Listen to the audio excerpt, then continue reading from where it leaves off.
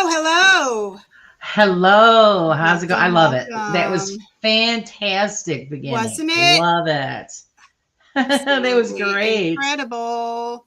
Yes, I can't wait. Oh, boy. Wow. Hey, Hello, look at us. everyone. Live, large and in charge. How is everyone doing today? Oh, I hope they're good. You guys, I'm live from the Adirondack Park today. So I was going to give you a background, but it didn't work out that way.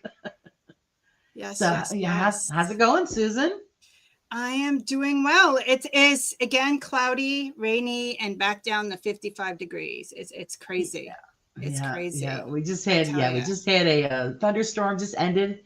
We got more coming. So if I disappear, you guys know what happened. The internet shit the bed. Hey, how's it going, Pop? How are you, darling? Hey, so I got my fingers crossed that everything I know works out. So anything new besides vacation? Just spending a few days here up on the mountain. I did have an investigation planned while I was here, but unfortunately they rented out the property. So I'm hoping that the people leave before I do, so I can run over there and still manage to get it in there. If not, then I'm going to have to do it the next trip. It's this house, guys. Every time I want to do this house, something goes wrong. And I thought I had it all set this time around, and yet somebody showed up last night and rented it out. So oh man, well, I'm excited. Hopefully, you can get in there. I hope so too. They actually had the girl that helps maintain the property told me some great stories about the place, and she was willing to come in there with me. So I was like, yeah, you want to come on in and sit with me and while I do this, and because she's dying to see if I can catch anything. So we'll see. Yeah. Got my fingers crossed. Otherwise, that's what I've been doing here, trying to relax and enjoy a little mountain air. How about you? What do you got? What are you sipping there? Well, we have phenomenal guest today. He actually was on a while ago, but I wanted to bring him back on so everybody can meet him, kind of like a part 2. Besides that, I definitely want to do some shout outs. Yes. Hi, Ray. Welcome. So again, I want to shout out Ray for connecting me with the Crypt Walkers portal. Phenomenal person, I have to say. And we're actually in collaboration. You've seen the little teaser right there. Love it. What's to be expected. So he's an amazing creator. And I'm looking forward to working with him. And not everybody knows that we actually have a special person that is actually going to be the narrator in the beginning of it. And then I'm actually going to be taking over with it as well. So yes, we're so excited about this.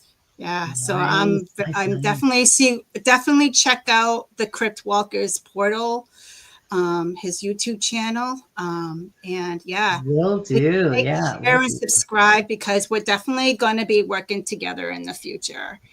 So I'm definitely, and again, thank you, Ray, for connecting us.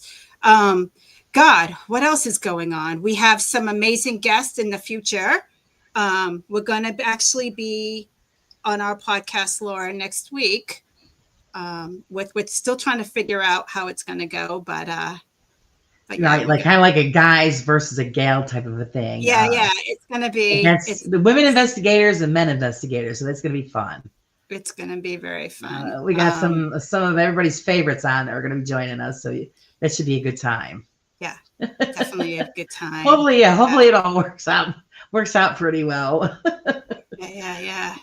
So let's see who we have in here. So we have Ray. We have the Crypt Walkers portal. Welcome.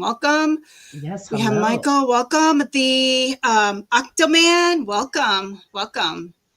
And I believe we got Big Stu. How's it going, Big Stu? Hello. Welcome everybody. So glad you guys could join us. I'm excited about our guest today. Yes. Very knowledgeable man. Has been doing this longer than all of us together. So he's got it all going on. So I'm excited about this one. So without further ado, let's bring him on. All right. Hello. Wow. evening. Everybody's like close up Hi. here. I Yeah, know, Susan, you're scaring me. It's Wow. pretty unbelievable view. I want to say that your intro is fantastic. Isn't Thank you. it? I Thank love you. her. Yeah. All right. Let's see. It was No. absolutely. I I was I was looking and I was going, holy cow, this is really something. Thank you. Thank you. I'm still trying to figure out what we want to do here with the setup. Let's see. Nope. I don't want to be center. No, no, Oh, no. why not? Oh, come on. Nope. That's just Now me. she kicked us out. Oh my God. Holy moly. Hold on to your prayer shirt, Laura. I know. Oh, there we There we go. go. There we There go. we go. Right there. Right there. God, it's like you're gonna be able to see like my bags and everything if it stays like that. Holy moly. Thanks. Well, I'm not wearing my sunglasses anymore, so that's a good thing, right? That's right. Yeah, How are your eyes that's a good doing? thing. So, well, they had a good. They're healing at least. That's good. Uh-huh. So that's What happened? wonderful. What happened? Oh God. Skunk. No, I'm kidding. Yeah. Yeah. A ghost was chasing me and I fell and tripped. You were in a hockey fight, right? All right. No, it's the She got boringest. poked in the eye. I wish. It's the boringest story in the world. I tell you, I was going to the dentist. I just had a routine cleaning, x-rays, coming out of the dentist office. All of a sudden, I'm like, oh my God, my eyes are so itchy. Ran into the restroom and they were like blowfish. So I had a reaction to something. They had to rush me to the emergency room and they still can't figure out what it was. So my eyes were swollen for the longest time. But on top of that, half of my lip was swollen. And I'm like, God, I don't need lip fillers because from the time before when I hit my lip, and then this time, this side was swollen. I said, I don't need lip filler anymore. I'm good. Yes. Yeah. Well, at least it didn't affect your eyesight or anything. So it's. I know. So I'm thinking it's the disinfectant that the dentist office used. I think so. It has to be. But then they put like this piece, like this, the device that they use for x-rays now, and it was wrapped in some type of plastic. So I'm wondering if my lip had a reaction to that, Could have been. And then it went up to your eyes. Yeah, it could have been. Yeah, I don't know. You know, Craig, anything happens to me. The weird and unrelated always happens to me. Nothing that you would ever dreamed before would happen to me. I swear. Oh, it's like join the club. I know, huh? Yeah. Yeah, I always say if it wasn't for bad luck, I wouldn't have any luck at all. So I don't feel bad. Yeah. Just put in a quick RIP for Ben Elliott, the fake Kent who passed away. I'm so sorry to hear that. Yeah, that was sad to hear. Yeah, so sorry. So back to Craig after all that. So Craig, tell us a little bit about yourself. Start off with, I started at 10, and I think we had mentioned this the first show about the fact that, we were out at Gettysburg, and I was with my father and my grandmother and my uncle who was at Fort Lee, Virginia, and this goes back quite a ways. So, and we were there, and my father was one of those gentlemen that when he would pull into a park, the first spot he saw, he would park. And you know how big Gettysburg is. Mm-hmm. It's forever.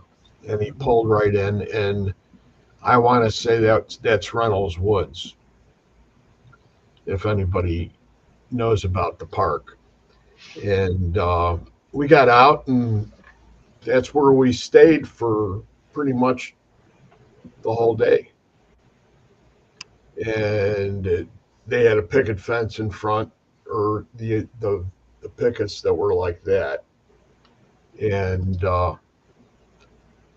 it wasn't too long, and all of a sudden the wind started blowing, and then we started hearing things, and I started hearing, everybody was hearing the gunshots and the horses screaming, and the whole kid and caboodle was happening. Everything was going on. It was like we were right in the middle of something that was happening that we had no idea what was going on. Even the grape shot, there was actual grape shot that was going on. Now that I know what grape shot is, but there Mhm. were explosions over the top of us, and it continued on, and the wind would die down, and then the wind would pick up again, and it would come right back in again, and the whole entire day was like that. Finally, we went ahead, and my father approached one of the conservation people or whatever they happened to be at the park at that time, because they didn't have the same setup as they have today. And my father, I went up by the car with him, and I was 10. And he said to him, he said, "Wow," he says, "there's something going on around here." He says, "What's happening? What's all these explosions and everything?" And he says, "There's nothing going on." He says, "Well, what were we hearing?" He says, "Pretty much what a lot of other people hear. It's not something uncommon, you know." And the only thing I can remember from that point on is I remember starting to walk back to the car after we had the conversation with him. And my father sort of put his hand on the back of my neck, and he says, "Now that means that when we get home, you mention this to no one." Hmm. Because at that particular time, this was all, you weren't right. Yeah. You were, Right, right. there Very was taboo. Yeah. there was something radically wrong with you. Mm-hmm. And I can remember going ahead and thinking about it. And at that point, from then on, I would run into things occasionally, things that would sort of get me. There was one instance where we were, and I don't know, I don't think I remember mentioning this, but I every year I take trips to Canada, and I chase muskies, Right. and I started doing that way back when I was like 14, and I did it with my dad once or twice, and then I did it with uncles and anybody that I could go with, I would go with. And I Mm-hmm. was with another friend of mine, and we were in an area on Lake of the Woods that was called the uh, Painted Rock Channel. And this area has prehistoric pictures on it that were done by the natives, or the native Canadians, if you want to call them, or whatever. And there were drawings on this huge rock, and they're all prehistoric. And we just went up there. It was the first time we were going to stop, and we stopped. And then we were looking at them, and my friend was starting to take pictures, and I sort of turned around, and right behind us was this almost like a canoe, and it had an old guy in the back, and it had a kid with him, and the kid was the guy that looked like he was the one that operated the motor, but we heard no motor. Mm-hmm. They just appeared there. Hmm. And he says, "Do you like the drawings?" And we said, "Yes, we do." And he says, "Well, they're very, very, very old."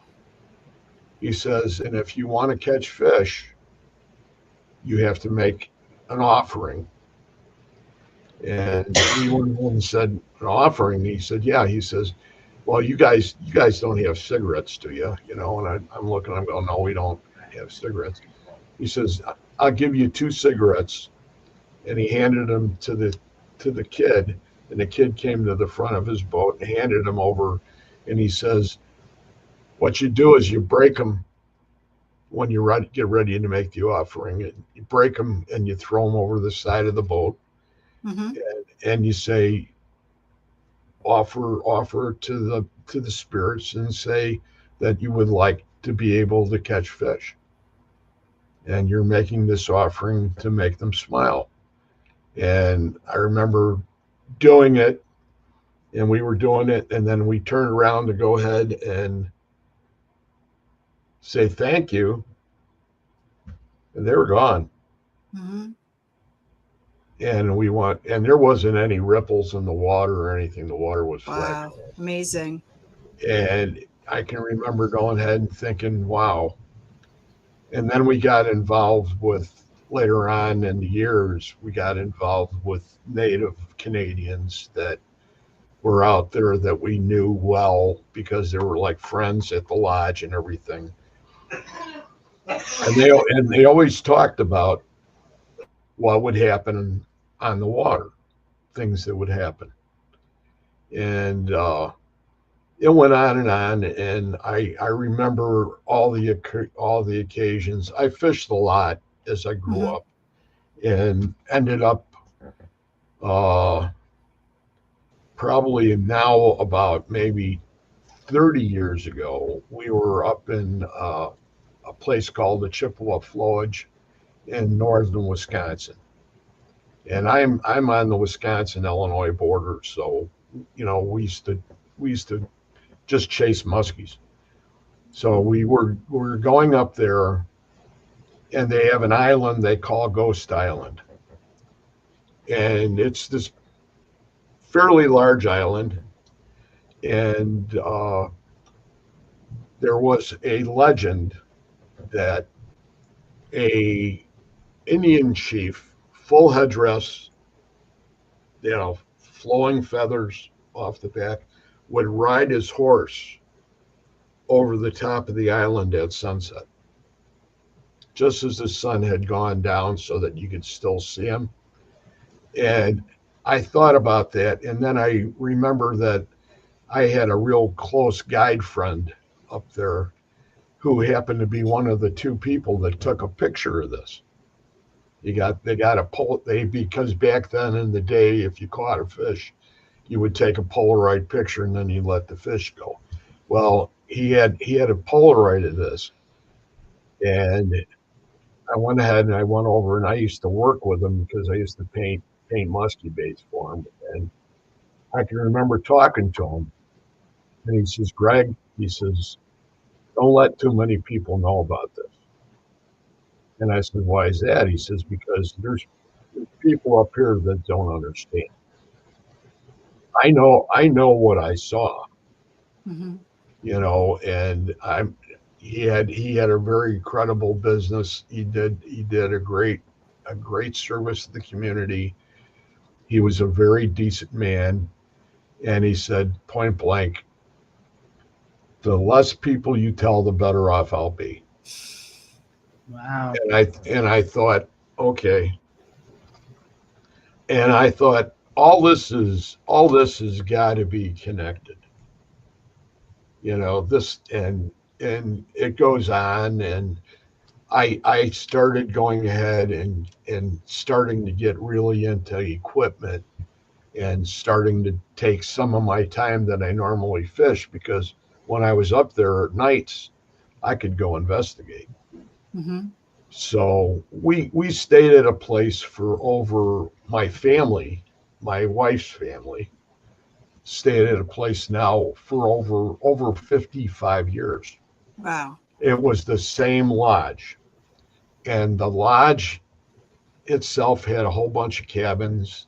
It had a great restaurant, and then it had the old original lodge. And that old original lodge was built by a man by the name of Harry Starr, who back in the day of the loggers, so you're going back into the 1890s, somewhere like that, they brought the railroad trains, the tracks in. And what they did was he he came up there and he decided he was going to build a lodge. And he built the lodge, and the whole bottom of the lodge was all field stone, and then it was giant logs. And it was 2 stories tall. It was huge. You just had somebody show up and behind. Yeah, it was my husband walking by. I just thought, wow, that's pretty cool. There There he goes again. So the place was my home away from home. I made every year, as soon as I got my first piece of equipment, I would go into the lodge. Before that, I would just go in there and sit, and I would just talk out loud and wait for somebody to answer me, and nobody ever did. And we stayed upstairs. They had 2 pianos, and they had a birch circular stairway that went upstairs to the rooms, and all they were sleeping rooms. So my wife and 2 of my kids, little kids, were staying in the room, and I got a snootful that night, and I was coming down the hallway because I had to use the latrine, and as I came to the top of this spiral staircase, I could hear a piano playing. And I thought, wow, what in heavens, who's playing the piano at this time of night, And I looked down, and there were 2 pianos. The piano that I could see from the top, I could see the pedals on the piano going, and the music, the keys were going. And I thought, oh, somebody cranked up a player piano, because I was, at the age where I understood what they were and what the real ones were. And I thought, well, but they were 2 different colors. So I just filed it. I could see it because there was a light coming in, shining in off the shuffleboard court from outside, and I could see the piano, the keys actually moving. And I thought, wow, this is crazy. I filed that away, and then that's what led me to go ahead and pursue the spirits in the lodge. And then we left the lodge, and then we started having the cabin. And at night, I'd come back from fishing about 10:30, 11 o'clock, something like that. And I would go ahead and I'd come back and I'd grab a couple pieces of equipment, which is basically nothing back in the day. Mm-hmm. If you had dowsing rods, things like that, you pendulum. And I would go back into the lodge, and I would do that every year I was up. I would make sure that I talked to him. His name was Harry Starr. Harry Starr died on his wedding day. He died at his mill that he had built for his business because of all the logging. They were doing a lot of logs there, and he had an emergency and had to go to the mill. Went to the mill, and there was an accident, and Harry lost his head. Oh, God. So I heard this story probably when I was like 16, 17. And it was like, well, I didn't, really understand it too much. It didn't really hit me at the point of really going ahead and tying all my loose ends together. And I went ahead, and finally the owner of the lodge, who was like 3 years older than I was, he got it as sort of a gift from his parents for a business. And it turned out that he knew a lot about Harry, and he knew a lot about what happened in the lodge. And there were things that happened all the time. So every time I would get up there, before I even took any of the bags out of the car or anything, I would unhook my boat. I would run up there and see him. and ask him if anything was happening, just to get an idea. Because I was at this point, I really enjoyed it. And it was one of those things where it was a connection. Mm-hmm. And I would talk, and then I got a recorder, and I started, and I never got him to answer, but I got him to do stuff, to move things, knock things, with nobody there, nobody in the whole entire building. And my sons got older. I went to started talking to him, and I told him about what had happened to me in the piano. And this is like 20 some years later. And he went ahead and he said, that piano, he says, we moved them around. He says, and I says, because I had checked that piano and it was a player piano. He says, no, that wasn't the piano that was there at that time period. Jenny's here. Yes. Hey, Jenny. Hi, Jen. Good to see you, Jenny. And he said it was a regular piano. And when this all happened, it was like, you got to be kidding.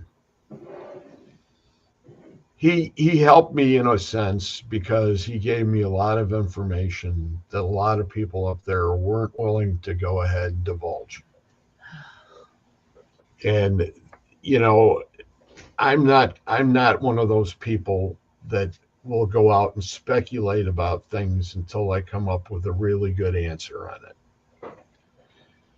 So I continued to knock over the years, and my one son started to go ahead and film me as I started to do my Estes sessions.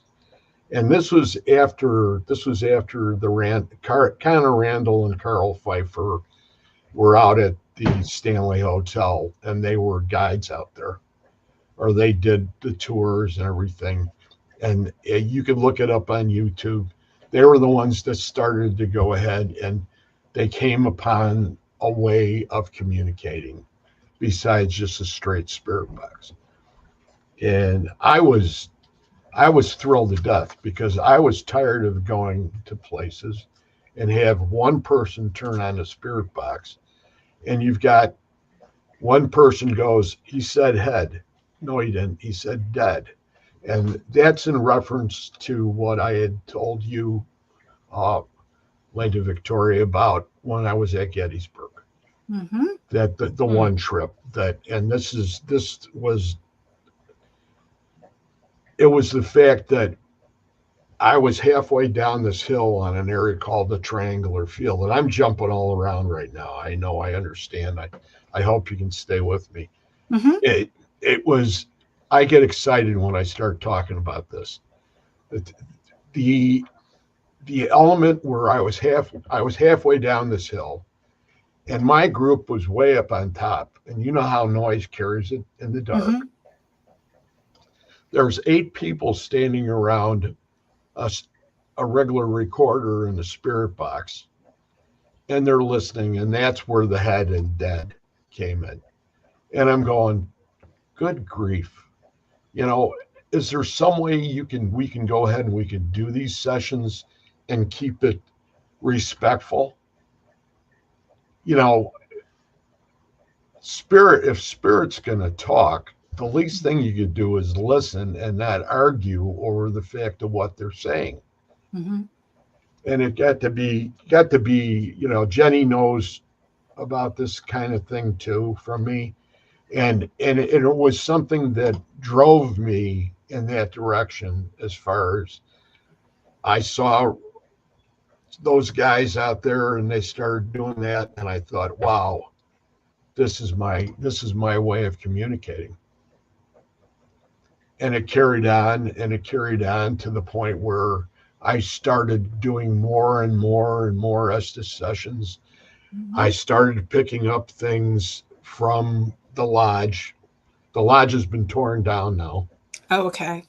which is the horrible thing about Ah. it. It just happened 4 years ago, Yeah. and the guy was going to keep the old part, and then he tore it all down. But the point of it is the fact that I was doing my last session up there by myself, and I had my spirit box there, and I was going through it, and I was just asking questions, and I was just recording the answers. And then I finally said, Harry, I says, we have been around together for quite some time. I said, I have a question for you. The day you died,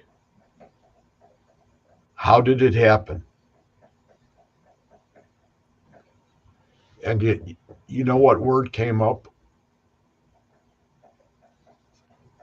on the box was hernia. He had a hernia, and he was running. He was going between these logs are all going like this there. They're all rolling along on chains. And he saw one coming, and he wanted to duck to get out of the way. And the pain from the hernia was so intense, I guess he just got clipped. Wow. Oh, wow. Amazing. So it put validation onto something that was said for quite some time about him actually even losing his head. So that's part of my how I get driven during the year, and the other part is Canada, and then it's the stuff around here, and then my trips that I take out of state, like Trans-Allegheny. This year we went to Trans-Allegheny, and we did the hospital on College Hill, which is pretty much a brand new location. It's like a year, maybe this is the second year in West Virginia. We came back from there like maybe a month ago. But it's taken me somewhere where I never would have went if those things would have never happened to me. Right. And that's why I stick with what I do. And you hear a lot of other people, with portals, and they do this and they do that, and I've done it all, but I keep on going right back to where I was because of the things that have transpired. And it's there's events in between that have happened. The service time. I was overseas and when I came back from the war, I had a period of adjustment, and I had lost friends, and it was like, how am I going to continue to cope with this? And I had sort of shelved all of the other part for a period of time. And I thought, that is the dumbest thing you've ever done.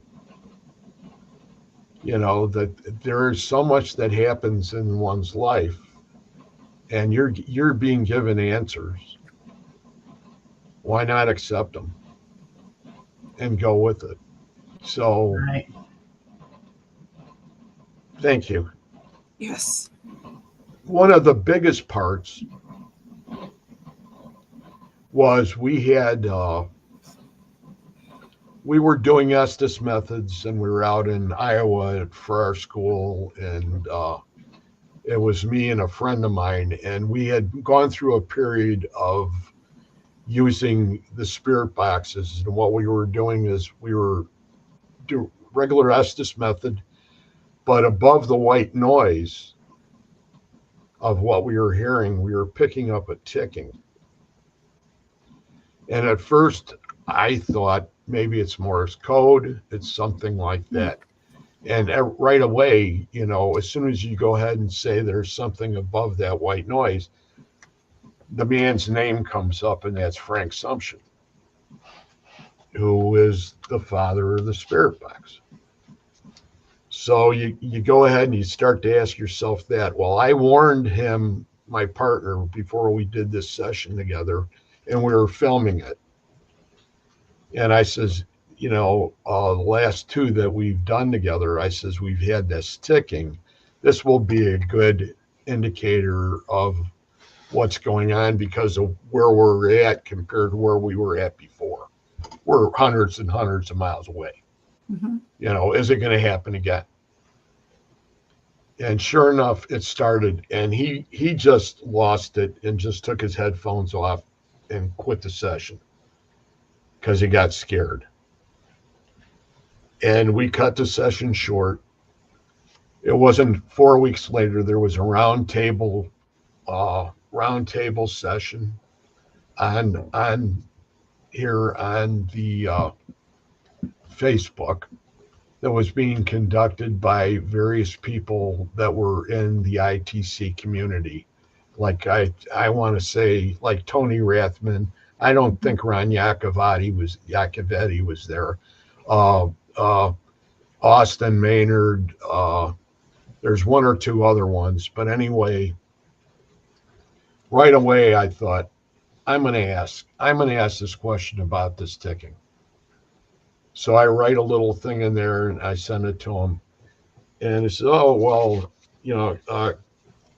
Greg's in the room and he's got a question. So they asked the question, talk the question out. They both sit there and look at each other and they started to get a smile on their face. And I thought, oh man, I'm screwed. This is for some reason.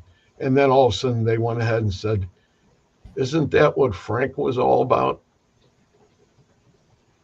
And I thought for a second and I thought, wait a minute. Because, Frank talked to his guides. He talked to his angels. He talked to if you wanted to call them aliens, whatever you wanted to call them. This was all interconnected. And it was like, and now my legs, now I got a lot of goosebumps because every time I talk about Frank, it happens. But I saw a path. It was not only my path as far as my investigations were concerned, it was my path on my spirituality. Because now I was already getting involved in working with the psychic medium as far as my mediumship was concerned and me working on myself and everything. And I was at that junction, I was trying to find my spirit guides. I wanted to identify them. And all of a sudden this all happened. And it was like this whole world just opened up. And there I was, and I had a path. I was on the same path as I was with my investigations and things like that, but I was taking a right. And I was going off in a direction where I possibly had a way to actually hear my spirit guides through the headphones and the spirit box. And it sort of had me almost to the point where I didn't know what was going on because I started becoming a little emotional about it. This is something that I feel that I've been blessed with, to be able to go ahead and actually have this happen. And I've still pursued it to this day. I've done the best I can. There's periods that I can't do it because there's other things that come up in your life that, I don't get, I'm retired, so it's not like I'm not going to get paid, but it's people, you have to give time to people. Talking to anybody? You can't just go ahead and go out and it's all about yourself. So I continued that way, and I had my guides. I have my angels. I have my boxes. Mm-hmm. I have the Estes. I can talk. And I formed the show on Wednesday nights, and we do double Estes sessions, and it's all experimentation, Mm-hmm. and it's double sessions, and we do those double sessions, and we have keywords that people keep in case we mention those, and they're all validations for the evening, and we go ahead and we do that, and it's been going on now. I think that show is almost, I want to say that show is like three years long. Wow. Now. And the other one was Mariner Spirit, and that was Mm-hmm. always that was like your kind of show. I don't know how in depth you get. I haven't watched as many as I wanted to with you, Lady Vic, but the idea was that we're all in this together, and Mm-hmm. if we could share with each other on certain aspects as far as what we all experience, I consider myself, like I said, to be blessed. Yes. And it was not, I didn't look for it. Mm-hmm. It was all presented to me like wrapped up in a gift. Exactly. And all the other steps that happened were all there for a purpose. What happened at Gettysburg was another one of those indicators that was taking me off in this direction. The group I have a great group of people. I have Mm-hmm. guests that come on from across the country. Mm-hmm.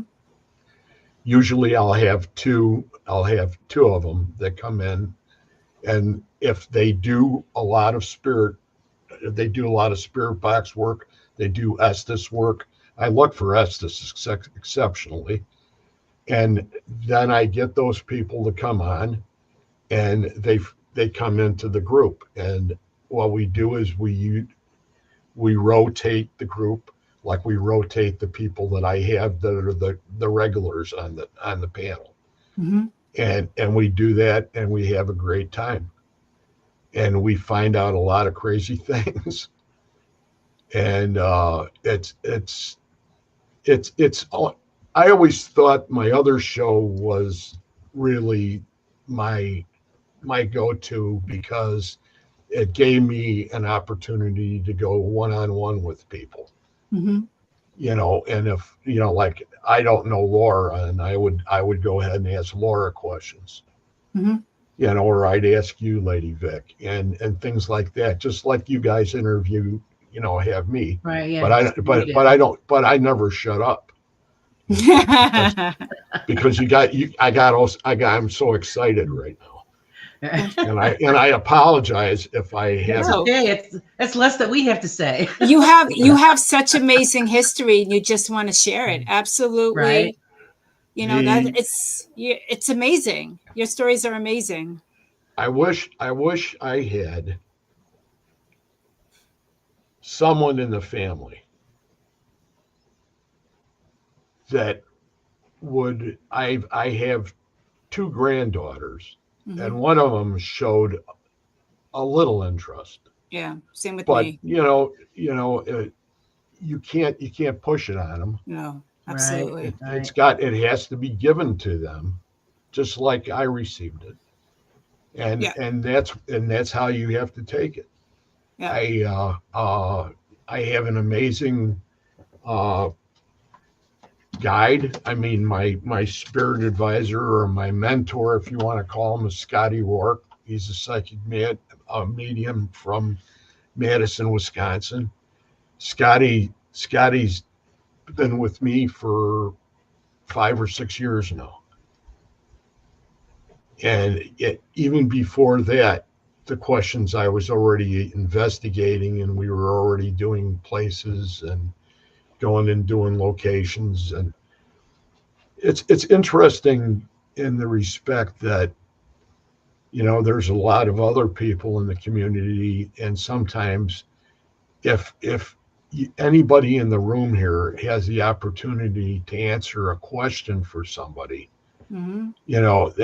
that could be the difference between them keeping their interest up or throwing it to the side of the road. Right. And it's just mind-boggling. I work with the Warren Foundation, and Chris McKinnell, who's the grandson. One of the things that I wanted to mention today, and I don't know if you guys have seen this or not, but Chris McKinnell is the grandson. And then you got Tony Spira, who's was the son-in-law, I think. Or Tony Spira was married to Ed and Lorraine's daughter. There's a little thing going on right now up there, up on the East Coast up there, about a lot of the things that were kept by, and I hope if I'm stepping out of bounds here politically in the paranormal realm, I apologize. I have no mean intent. But I have a way of looking at things, and I have a view. I had a friend of mine from down in Texas that was on the show last night, and he said, "Did you know that the Annabelle doll was down in San Antonio?" Yep, I heard it's touring. Yes. Yeah, it's on tour. Yep. Sorry. And I'm going, what is going on? Really? I mean, are we okay with this? I mean, there are things in the world that, have been found out to hold certain powers, and they should be treated with respect and reverency almost to that point, and be kept in light. Like for instance, Robert the Doll. Robert the Doll is the one that's down in Key West. Mm-hmm. 30 years ago, I was in the house, or maybe longer than that. I was in the house in Key West, and I just went in because I had heard about this doll. And I went into this house, and on a bookshelf was Robert the Doll. And I just said, "Hi, Robert," and I just turned around and I walked away. I didn't think anything of it. And then I started finding out things about Robert the Doll. And then I ran into the gentleman that owned Robert. And his first name is David, and I can't think of his last name. But he is a Key West resident. And they have that fort down there in Key West. And in the fort, it's a museum now. Mm-hmm. And in the museum, they put Robert, and Robert's in a plexiglass box. Yep. A big plexiglass box. So I inconvenienced my wife and my brother-in-law in that, because it was like, hey, I got to stop over there. I don't care. I have to see Robert again. And I went in by myself, and they said, well, we'll come and pick you up in an hour and a half or whatever. And they took off. And I walked in, and, and I said, here, it was like $11 or something like that. And they said, do you need anybody to go with you? And I says, no, I'm fine. I'm going to go in. I'm just going to go in and see him. And I walked in and walked up to him, and I said, hello, Robert. And I told him who I was. And I says, the last time I saw you was like 30 years ago at the house where you lived. And I says, can I get your permission to take some pictures of you? And it was like, and I just started taking pictures, and I took the pictures. I said, I hope you're doing well. You're, he had his little teddy bear. Mm-hmm. And I said, I hope your teddy bear is fine and everything, and you're treated well. And I says, we love you. And I turned around and just walked off and said goodbye. And it's that kind of thing, when you do things like that. And then I had him on as a guest on my show. They get tons of letters. Yes. From people who make a mistake and they're not respectful, or they say things that are inappropriate. And, what are you going to do to me type, that typical atypical brashness that, of people that are ignorant, to say the least. And that's the part that gets me about the community today. And then when something like this happens with something like Annabelle and a gentleman like Chris McKinnell, who was a grandson, but we're not responsible for the legal business as far as what's kept and what's not and who gets what or anything like that. But in the same respect, I believe that if they had a reason for putting that doll where they put that doll, to control. And, to take it out, I just don't agree with it. And I know that the guy I belong to, Texas Wraith Chasers, Mm-hmm. That are Wraith Hunters, excuse me. I say Chasers one more time, I'm going to get shot. But Anthony is the founder of the group, and we were talking about this last night and saying, when's it going to stop? Is this what does this do to us as a community? Where's our credibility? As a group. And we've had issues over the years that have gone on, and I'm not trying to attack anybody. If they feel they're making money, so be it. I'm not the one that's taking the money, and I'm not the one that's putting people in front of the object that's sort of being disrespectful to it. And there's no way to govern that. Mm-hmm. So, it's like I wanted to bring that up because I think it's important for everybody all across the country that if they're into the paranormal and they're into that end, into the real, the working end of it, where this is our lives, that we have to go ahead and we have to defend it in one way or the other, and maybe they could come up with some sort of way to go ahead and solve the issue. But you know what?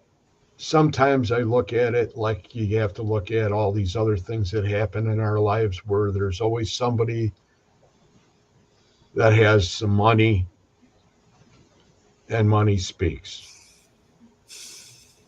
And then that's when I turn and walk away. Because I wasn't brought up that way. I wasn't taught that way in the paranormal community. I was taught 100% the other way. It's not a freak show. It's not. And that's the end of that. That's my soapbox. And I'm not going to I'm not going to say anything else about that. As far as the other end's concerned, I wouldn't I wouldn't give any of this away that I have. Exactly. I wouldn't let anybody buy it off me, because Hi, Lynn. I've had a great ride, and I continue to have a great ride, and I have great communications. There's times that, like anybody else, we don't have any communications, but there's always a reason for it too. Whether we can understand it or not, we've got to go ahead and ask what the reason is. And we have to ask during our meditations or whatever else we do. And that's something that I wanted to mention, was meditation too. Because it for the spirituality end of our business, or not business. You can't put spirituality and business in the same group. It's entirely different. But as far as your belief system's concerned, your spirituality is concerned, there's none of that. None of that should exist. When you prepare to do Estes work or spirit box work, and you're going to do it, I always want to isolate myself and whoever's going to be involved with me away from whoever else is around. I don't like to be at a party unless spirit wants to be at a party. You know what I mean? There's good and there's bad there. So each one is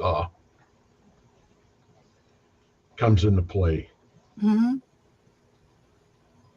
All right, I apologize, guys. I'm going to pop out again to see if I can fix this lighting. It's storming here, so I'm trying to fix stuff. Whatever you do, don't hold a rod up above your head. Right. Yeah, no, exactly. not around here. So I'm going to see if I can fix the lighting. Be right back. Okay. Yeah. But That's amazing. It's I know, I've always wondered where I would end up. Yeah.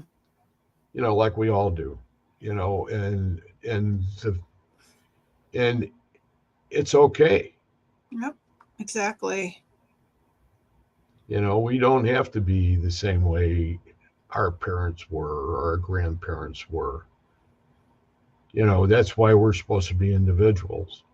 And people have different opinions. I mean, some could, believe us, some will not believe us. It's just, we're each individuals, It's really nice to run in, to be able to come on to a show like yours and talk. But Carla. I know that holy cow, who's that? Horror.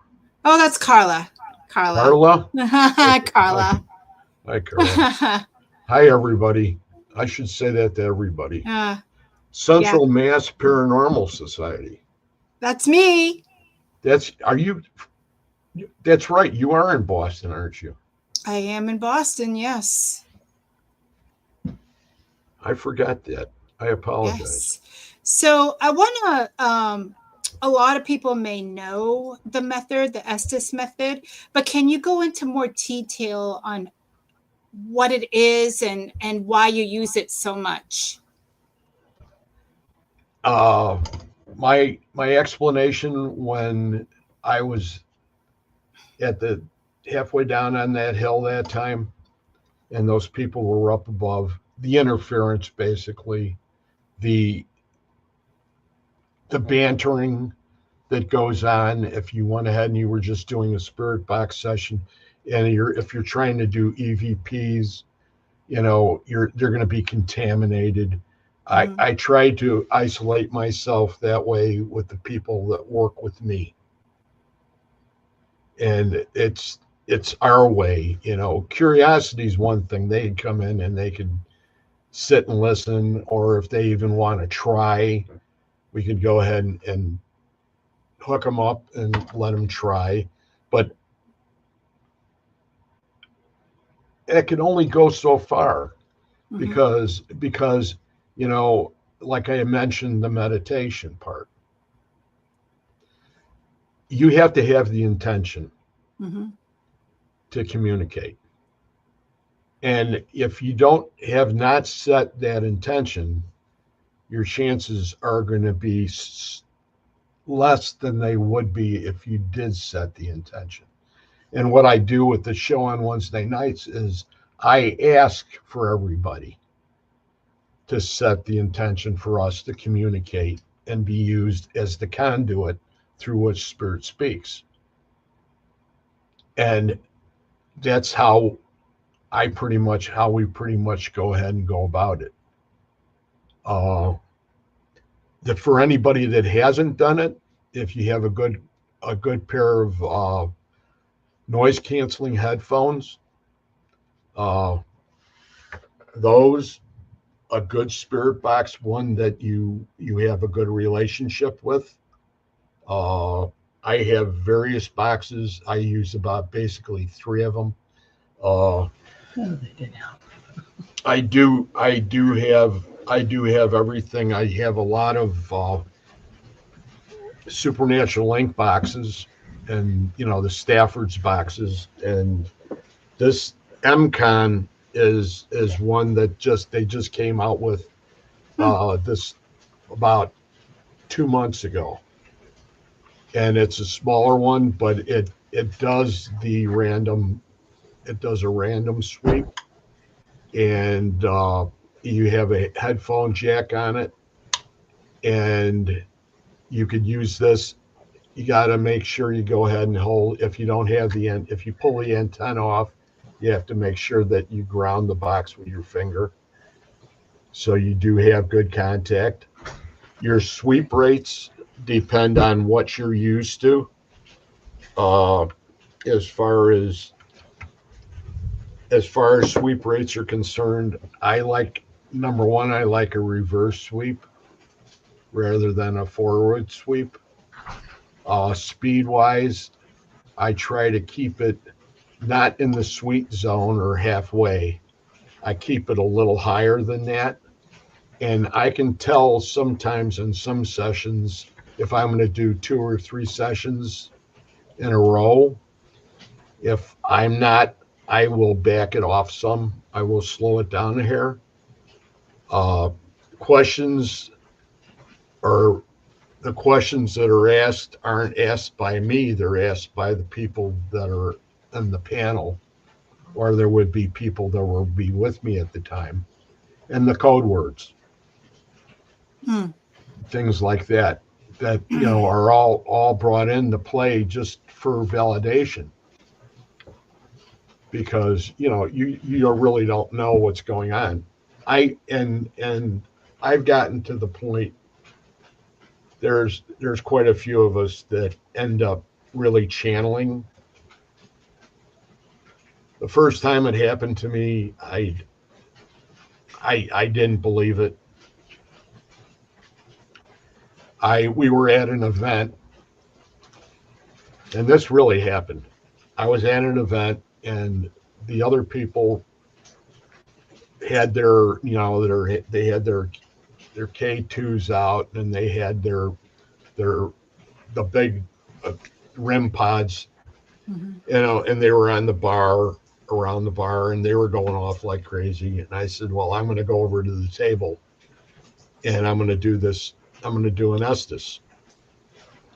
And I started doing it, and I set my timer, and one thing for people that start to do this, you'll hear people say they do it for like 10 minutes, 10, 15 minutes.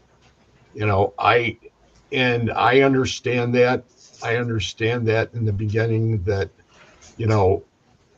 sometimes it takes a while for them to start to come through. So what we do usually is I do 25. Now, to some people, that's a long time, and it is a long time, but nothing's remembered at all. The session starts, I start to say what I hear, and then at the end, they say, well, you said this, and you said that, you said this, and I said, I couldn't tell you. I don't have any clue that I said that. And that's where it goes. And there's other times when the instance that I was going to tell you guys about was this gentleman that, and I think I might have mentioned it the first show, that was, I went under on a stage with probably 30 people that were out there, and the gentleman that was recording the information happened to be a student. He was, back in the day, he was a student at Northern Illinois University when they had one of their first shootings, and he was shot. He lived, but he was shot like twice. And he was recording all this, and I had no idea. I had no idea this had happened to him. And I went through my session, and as I got done, he touched me. I came out, and I looked at him, and I says, "Are you okay?" He says, "No, I'm not." He says, "Here, take the tablet." He says, "I got to go outside." I said, "What's wrong?" He says, "You're not going to believe this, but you were saying words pertaining to the day I was shot." And I took that and I thought, wow, do I want to do this? You know, what is this? So that's why I got more serious on my meditations and more serious with who comes through the box and what is spoken through the box. Because I think that makes a difference. So, you know, like you hear on any investigation, I'm sure that you guys have all had things come through the box you have no idea about. Or you heard things that weren't right. And you would question them. You know, to set the intention is also to go ahead and be of pure spirits, because that's one of the ways of combating what could possibly happen. And I'm not saying it doesn't happen anymore.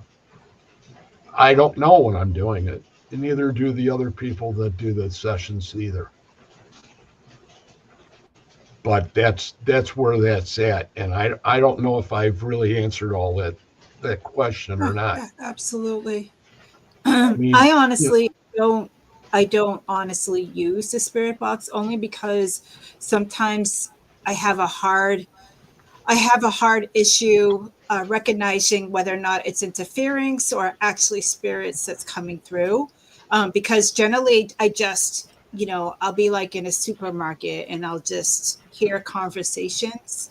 So I honestly don't really use the spirit box, but the times that I have used it, I just have to get better at it, because again, the interference of, like, you know, radio stations, etc., I can't differentiate between that and actually spirits coming through.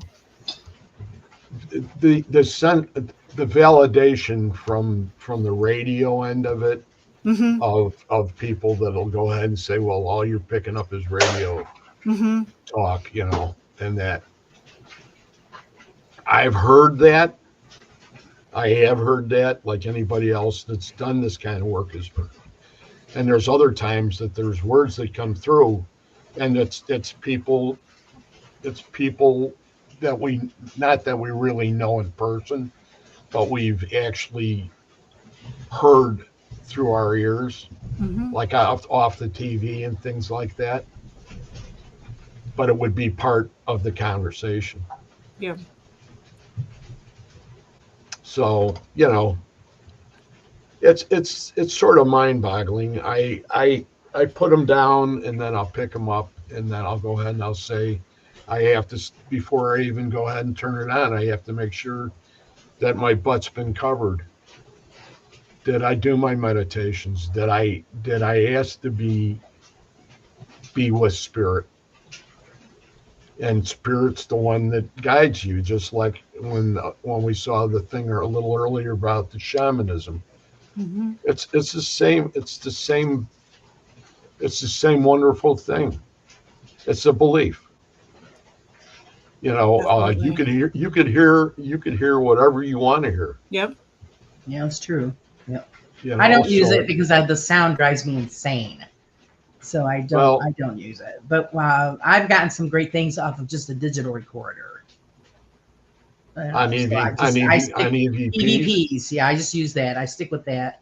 The spirit box, the noise is horrendous. It just they have the ones without. They have the ones now without the noise. Yeah, well, that you could also get. I'm not going to spend money on that, but Craig, every time, like all your experiences, and you know, if you have any dreams or anything like that, do you keep a journal of it? I don't remember. I'm a charter member of the Illinois Head Injury Association. When I was younger, you know, I had like 3 concussions.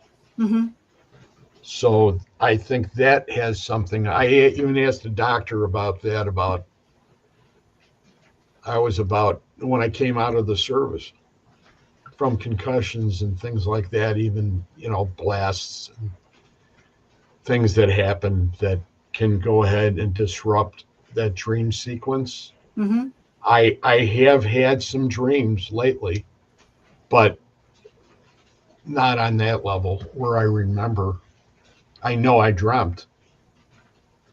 What I dreamt, I don't know. Mm-hmm. And, you know, people talk about journals to me all the time. If I could just have some way of getting that recorded, you know what I mean? It just doesn't happen for me. I don't know if that's a good thing or a bad thing. I think a lot of times, you know, the dark end of it, the dark side, and, you know, the things that I have been confronted with as far as PTSDs and moral injury and things like that, you know, you can only bring that stuff out. I don't want to bring it out at all anymore. Mm-hmm. I'm done with it. I've been, you know, the VA makes sure that, you know, they get to the crux of it, and you're just different that way. But it's a great question. I have 2 people in my group that actually do keep journals. Yep. And sometimes that's enough right there. Yeah. To stop you. Yeah. Stop raining. I always have a journal. I have a journal, you know, because I typically remember my dreams, especially if it really stands out there. But I have a journal all the time. Any experience that I have, I always have to write in the journal, because it never fails that later on it happens, or something in that realm happens that like connects it to what I did or what I dreamed of. So that's why I go back to my journal. I think it's my memory. Mm-hmm. But things that stand out in my memory are usually the good things that were involved with me finding my guides. Mm-hmm. Things of that nature. For instance, real fast, I had my first grandson was born out in Denver. We already had a couple back here, but my daughter lived out there. We went out to visit, and we went to the zoo. It was the Denver Zoo, and we went, and I was pushing him in his little stroller, and my wife and my daughter were talking, and where do you want to go? And they said, let's go to the kangaroo house. And at that point, I wasn't a big kangaroo kind of guy. Okay. And we went in there, and I sort of put him right right up to the curb, and there was just a little metal pipe fence that came up about 1.5 feet that divided you from the kangaroos, because they just didn't do any, they wouldn't do anything. There were like 3 kangaroos there, and there was one big one, and they were talking, and I said something to my wife, and my daughter said something back to me, and all of a sudden they stopped, and they were staring like right in front of me. Mm-hmm. And I turned my head, and this kangaroo had dropped its head down, all the way down, and was right next to the baby. And all I could see was the one eye, and was staring at the baby. And then his head went back up, or her head went back up. And it was like, I remembered the eye. Mm-hmm. Like somebody was staring me down type Yeah. thing, you know? Yep. And there it was, how many years later, I'm on my journey. I'm trying to find my spirit animal. I'm in the zoo, wherever you go, and we were in the zoo, and all the animals were there and walked around, and I couldn't get any response, and I kept on talking to Scotty, and I'd say, Scotty, something's wrong. I can't get. He says, don't worry about it. When time comes, it's going to show. Mm-hmm. It'll come. You'll know. You'll have no problem. Get yourself a chair, and you have a little fictitious chair that you sit down in, and Yep. I had a drink, and it was sort of getting a little sort of dusk. It Yep. was getting a little darker, and I'm sitting there, and I'm just looking around the room, or looking around the zoo, with this big room where they had all the animals laying in there. I'm looking, and all of a sudden, and I went ahead and looked, and it's the eye. Yep. It's the zebra right next to me, looking right at me. And I just went, holy cow. And again, it's one of those moments. Mm-hmm. When it happens, it's like you've been blessed. Yeah. Is Yeah. the only way I can describe it. Not that I was blessed at the time, but I mean, it was like, it was a sign, and I couldn't wait. Yeah. And it's that's incredible, because you don't see the whole picture. It only gives you like a little preview, but then Yes. when it wants to come out and show itself, it's full form. Like you first see like a little bit of it, and then before you know it, you see the whole form. That's amazing. It was right next to me, the whole giraffe. Yep. But it looked just like the one that was at the zoo. Yeah. That's amazing. It's amazing. I had that. I have, even with my spirit guides, the same thing happened with I them. was going to ask you, Craig, do you have any connection with Native American? I have two shamans. I have Brandon Cooper, and I have Resnick. Yep. Bobby Calkin Resnick. Bob, I asked him to be my too, so because they're around me, and you never have enough. Yep. And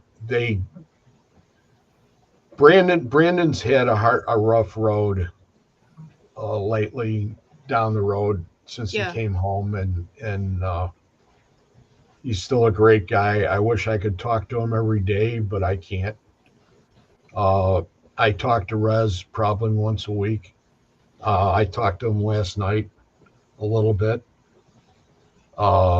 he was limited on the amount of time. Otherwise, he would have been on with me and Anthony last night Yeah.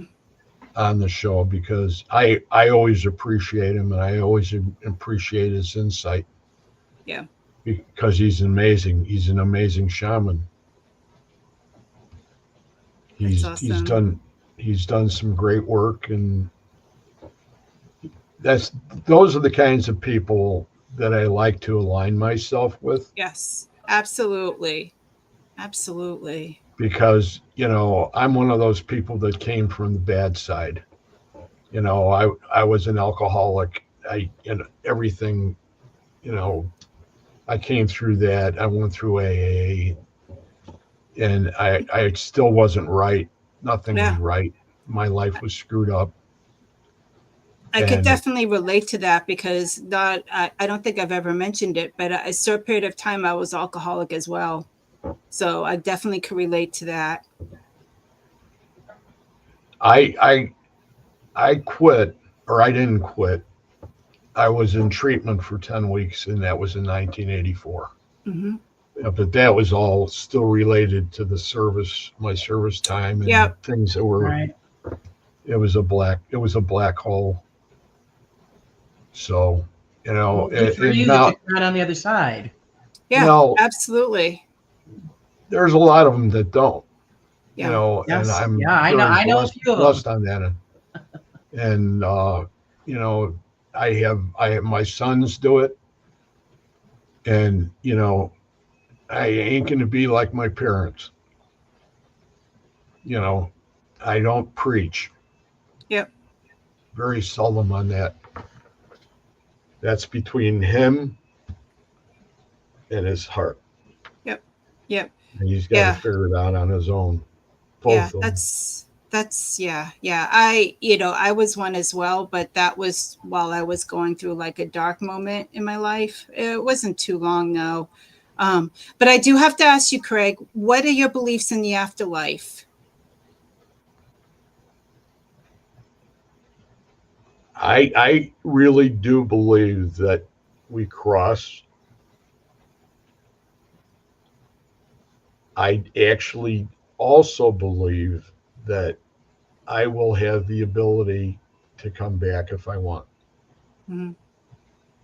I am looking forward to making a lot of amends with the family members that have passed. Part of my, my mediumship, when you go and you got your meadow and your area and things like that, and I have a giant deck, and I have these big puffy lawn chairs, and the relatives that I have are there if I want to talk to them. They're in my meadow. They're there. Sometimes they're not all there. Sometimes they're somewhere else. Some of them, but I'm limited on that too, because I had living wise, when I was a child, I had one grandmother. Mm-hmm. I didn't have a grandfather on that side. He was institutionalized, and my father's parents had both died. My grandmother on my father's side died when I was 3. I remember her because I used to run through her house, and she used to scream at me. And I used to run to the lace curtains, and she lived across the street from the Chicago stockyards, and all the train cars with all the cattle and whatever they had there would be across the street, and I would pull those lace curtains back, and she would scream and yell at me, "You little," whatever she Yeah. would say. So I want to talk to her the most, because she Mm-hmm. was an extremely beautiful woman. Is reincarnation a choice? Boy, oh boy, that's my belief. Mm-hmm. So maybe it's my choice. I think it's all on the individual basis. Yeah, I believe in it I, as well. I do. I believe that you have a choice whether or not you want to be part of the energy or whether or not you want to come back, be reincarnated into another form, life form. I do believe in it. A lot of people don't. A lot of people have their different beliefs, but I do believe in it as well. when I just saw this, and I don't know where I saw it, but it was maybe last night. But it dealt with the fact of, do we really die? And I had to agree with what I heard, and that was the fact. No, we don't really die. We just morph into a different form. We morph into a spirit or an intelligence or into some sort of being that takes us. We go there. You know, it's all speculation on that part of it. It's what we believe. I am not. You know, I was one of those. I'm an NPC. That's how they got me listed if I go to the hospital as a non-practicing Catholic. Mm-hmm. I was a very devout Catholic as a child. I was an altar boy. I can say the Mass in Latin. I can still do the Our Father in Latin. All these kinds of things that stick in your head. But you know, I have differences of opinion Mm-hmm. to what they think, but that's okay.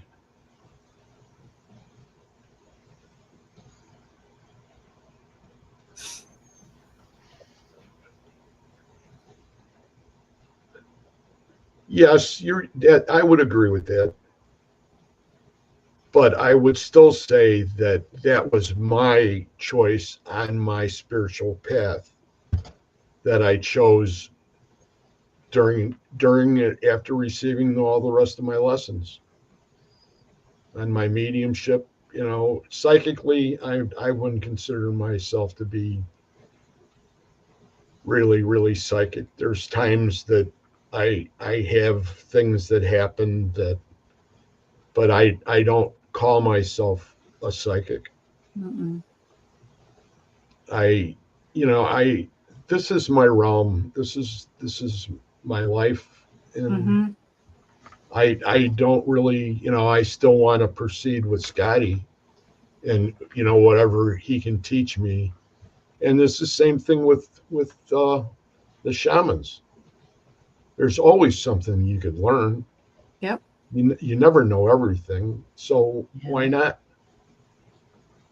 But it's each person's own choice, I would say, in that respect, because I choose to go that route. I choose Mm-hmm. to go the route with Scotty, and I choose to go the route with my shamans, and keep it in that respect. Absolutely. Absolutely.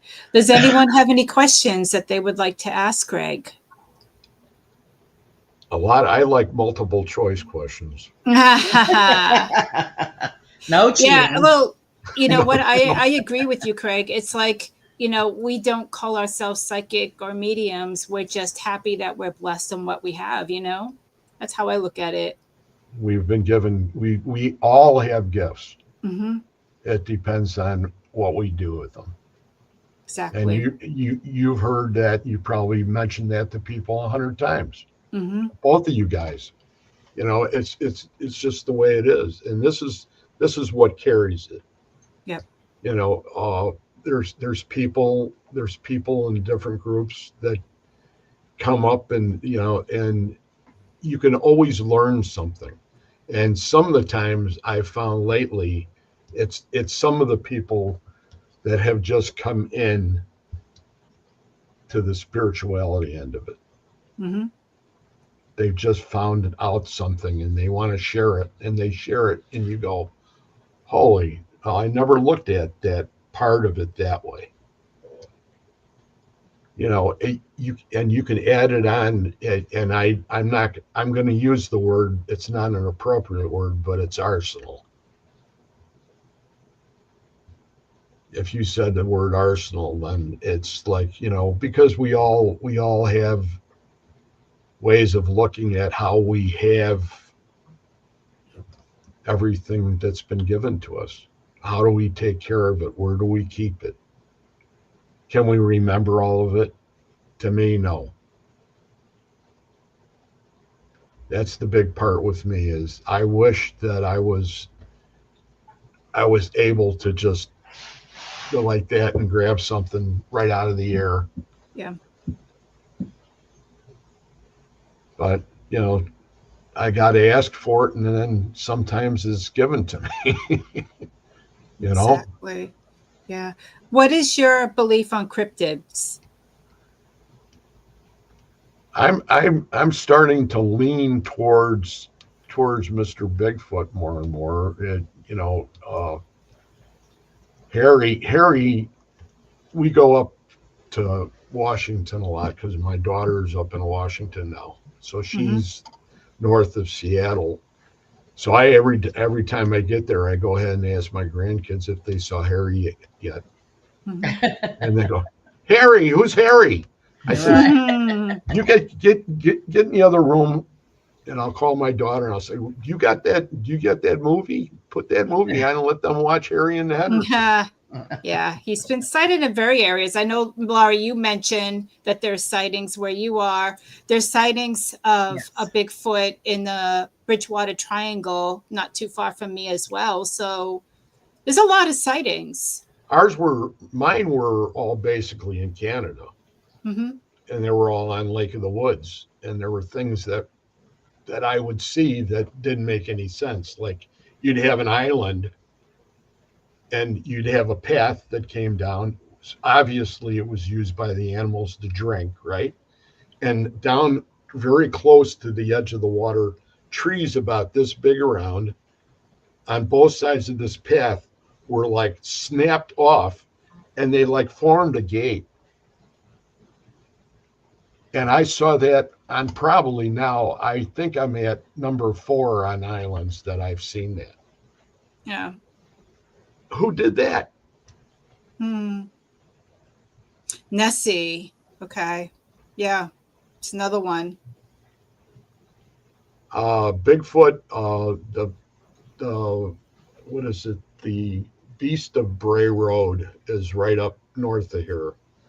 And that's right across the border. I'm right almost on the Wisconsin border. I'm like 10 minutes out. And the other side up there, I can't remember.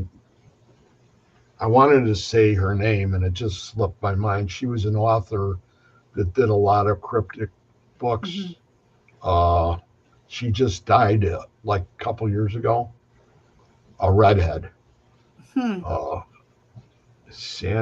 wasn't Sandy. But anyway, that's that thing. They claim that there's actual, they'll go ahead and they'll put carcasses out of deer and they'll disappear. Yeah. Yeah. I mean, if you know, there's all the time, you know, we're discovering like new animals and new creatures that we never known even existed. So it's quite possible, not necessarily this huge, hairy ape, whatever you call him, or his perception that it may be, but there may be something out there. Who knows? Who knows? You can say interdimensional too. Yeah. One of the guys that's he's a podcast host along with me on Supernatural Inc. Is Russell Reynolds, and Russell has done like 2 or 3 shows on cryptids. Nice. And he has some amazing creatures. They have to look them up. Yeah, they're the Goat Man. Okay. That is one of them that actually he had a picture of this Goat Man, standing over a guy's body. Yeah, that's awesome. Awesome. Wow, amazing. It's like you got to look out. Even the goats will eat you. Yeah, it's scary. Aye, But- aye, aye. I haven't got in. I don't have a lot of time to do a lot of that, but I enjoy it when and I wanted to go camping up there just Yeah. to see for myself. I don't know if I would pack or not, but Yeah, yeah. So You what? ready? So what are your plans for the future? Any events or any investigations coming up for you? we're right now on Father's Day we're going on a cruise, Nice. and we're going on a cruise up to Alaska. Beautiful. Oh, nice. Beautiful. So I'm hoping, and then everybody's going to think I'm a weirdo because I do get in. I've been in UFOs too, ever since I was young. Mm-hmm. So I've seen a lot of real bizarre things, especially when I was in school in the UP of Michigan. And I happened to run into a gentleman that happened to be he was a professor at Michigan Tech, and his name was Alan Heinrich, who happened to be Project Blue Book. And we used to drink up there with this guy. And he used to tell stories. And we'd be out there in the woods by his house telling these stories, and you'd have him go over, and they would be making right-hand turns and left-hand turns and going up and coming down and doing all this kinds of stuff. And then the reason we knew it was them was because there was an air base that wasn't too far south of there, and they'd go ahead and actually scramble a couple of fighters, and they'd go up. So they were always chasing them, and that was back. I'm going to say it like in '67. So you get a little better idea of what an old man you're talking to. That's about. We'll have a great time. Wow, that's amazing. But that part there that's always intrigued me too. And Yeah. I think, when we talk about Mercury and what's going on right now, and Mm-hmm. we're talking about 2 years down the road that, the people that have been sort of practicing their gifts and concentrating on their spirituality and everything will be ready. And some of the other people won't. Holy, you just like, I've been telling people that. Oh my God. So you're saying this as well. Well, I've been talking to people, and that's the consensus for a great deal of people that are all at that realm. Mm-hmm. And I'm, it's the journey. Mm-hmm. It is. We don't put the stop signs up in the stoplights. Mm-hmm. We're just here for the ride. Pretty much, yep. It's a wild ride, tell you. It's a lot of fun, and Yeah, at the same time, it's a blessing. Yeah, absolutely blessing. Laura, do you have any questions? I've just been enjoying the story. I've been just in all awe over this whole thing. Dealing with the lighting and everything that's going on here. So She has her own like, obviously you didn't put a rod up above your head or anything. no. That's a good thing. All I gotta do is worry about the pine trees that are around my the house. God. Yeah. Oh my God. So this has been great, Greg. So where can everybody find you? They can find me at Greg Kos on Facebook. They can find me at Supernatural Inc. Design page or Supernatural Inc. that's where the shows all originate. My shows all originate from there. I'm with the Wraith Hunters. Yep. Again, I also belong to Scotty Rourke's group up in Madison, Milwaukee, actually. Yep. And everything else is just, we just do what we do. And I fish. I fish like a crazy man still. There you go. Awesome. But chase, I don't really fish. I chase muskies. Big fish. Yeah. You know what they look like, right? No. Oh yeah, they're a challenge. I don't know what they look like. Here. This is one of mine, but this is. Oh wow. Oh yeah, George, look at that. Huh. It's a muskie he caught. This My husband's looking. this puppy. Hi, George. This puppy came. Hi, George. This puppy came on moonrise to the minute on the crank of the rail on a top water. This came from Lake of the Woods up in the northwest angle. That's awesome. It's in and where because my husband wanted to know where you caught it. Lake of the Woods, Lake Ontario. of the Woods. Oh, in Ontario. Oh, up in the northwest angle part of it. Okay, yeah, he heard of it. Yep. I have 8 over 50 inches Wow. in my lifetime. He's my caught, biggest 8 over 50 inches in his lifetime. My biggest was 53 and a half. Gigantic. 53 and a half inches. I'd like to Nice. She was a legit 40 pounder. That was is nice. amazing. George is having coffee, Bill. That's the clanging you heard. Yeah. He's been It's not a was all- ghost. It's not a program. ghost. It's just a That was clanking. 1996. September 9th. Nice. That is awesome. Well, That made that's incredible. Wow, that's a big fish. Oh they yeah, are they put very- up one hell of a fight too. now that it's like a firefight. It's chaos, total chaos. And they say musky fishing's like hours and hours of boredom followed by seconds of total chaos. Yeah.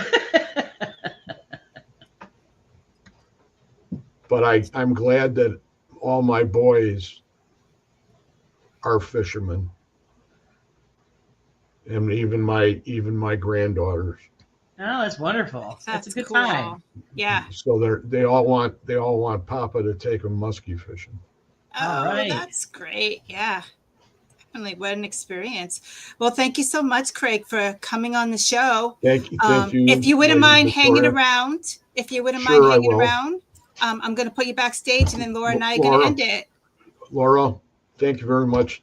Pleasure I meeting Thank enjoyed you. it. you. Yes. We'll see Thank you in a little everybody in the bit. chat. We'll see you in a little bit.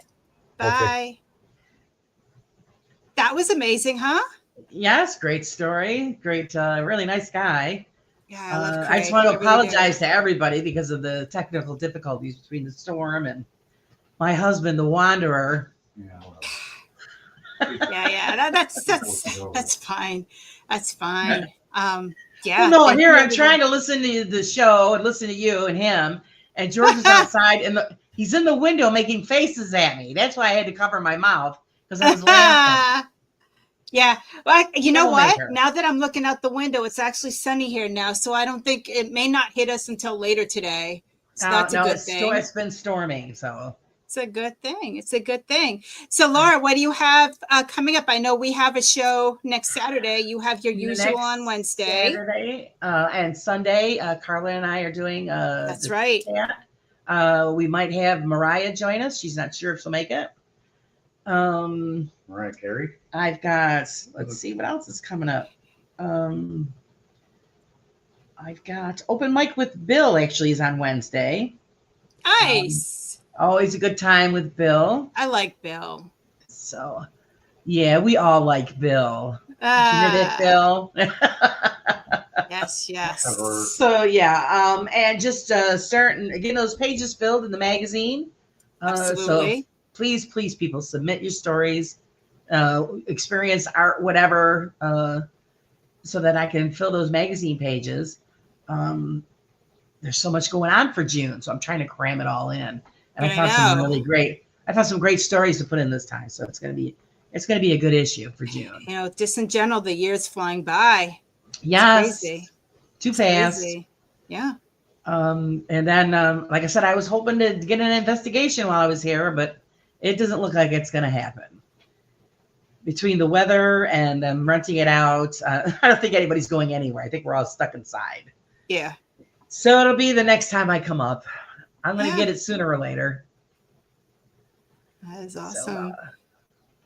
That's and great. That's great. What else you got coming up besides what you and I do? Nothing really is going on except going on with you next Saturday with the crew. Yeah, that's it. Just working together with the Crypt Walker Portal, coming up with our project together. Besides that, really nothing. I am taking classes of telepathy and She bouncing all around.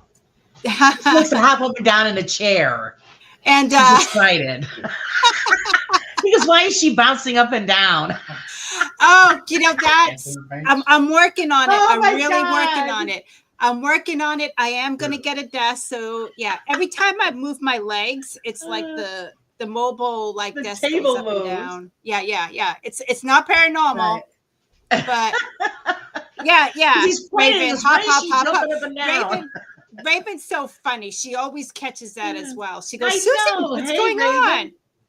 Hop. Raven's so It's funny. Susan. I will take care of it in the near future. I promise. I'll be stationary. I won't go Right. hopping around. Well, that reminds me, I didn't mention that, yes, I'll be starting on my new studio soon. Nice. My son is closing on his house Monday. So That's as soon as nice. he vacates, Mama's moving in. Great. Yeah. So everybody stay tuned to our channels. Definitely, stay tuned with Greg's channel. He's amazing. All of his channels that he has. We are friends on Facebook, so you will see me sharing out a lot of his podcasts as well. So stay tuned for that. Of course, stay tuned for the lovely Laura's podcast. And until next time, we'll see you all guys later. So stay safe and stay spooky. Bye.